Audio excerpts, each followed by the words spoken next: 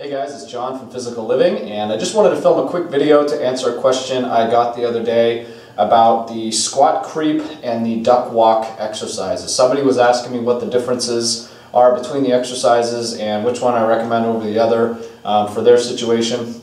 So I thought it'd just be easier to film a video and answer. It's not real complicated. They're very similar movements, similar exercises, and they're mainly useful for a few reasons. One, strengthening the ankles and the knees, and same thing with mobilizing the ankles, the knees, and the hips to an extent, and just for traveling and staying low and having a platform, so you think, for what situations or purposes would I need to travel like this low? Well, I don't know what those situations are. Maybe you're a soldier, maybe you're a spy. Maybe you're just doing this for fitness purposes. Doesn't matter to me, so I thought I'd just show you the difference between the exercises and talk about them a little bit.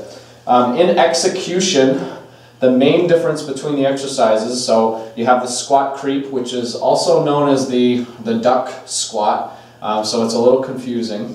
So that's the first exercise, the squat creep, also known as the duck squat.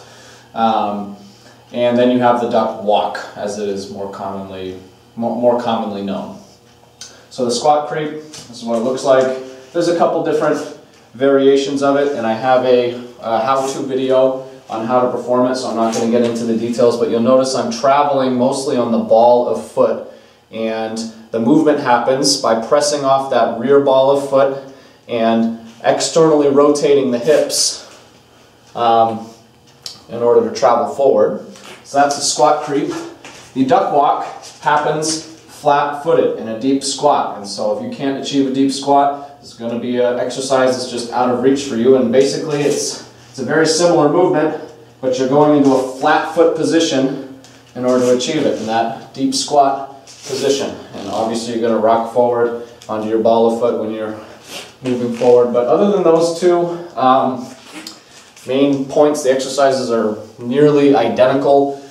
So which one is more applicable or important for you? It doesn't really matter. I mean, I think you should try them both, figure out which one you can perform more smoothly, with less effort. Which one just makes more sense to you, and that's the one I think you should practice.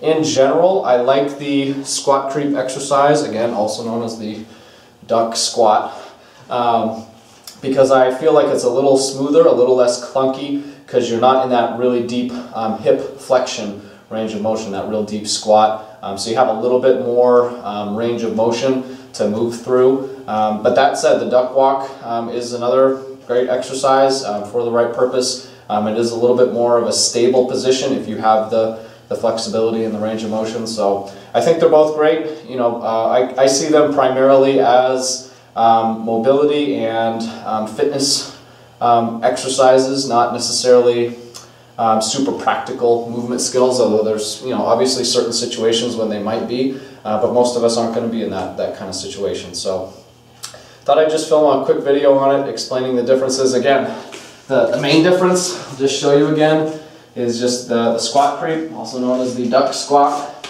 happens mostly on the ball of foot and with the external rotation of the hips, whereas the duck walk, you are in this flat squat position, and you do kind of the same thing, only you end up in that flat foot squat position in between. So hope the video was helpful. Please let me know by giving me a thumbs up or a thumbs down, and I'll use that feedback for the future. Thanks for watching, and I'll see you in the next video. Take care.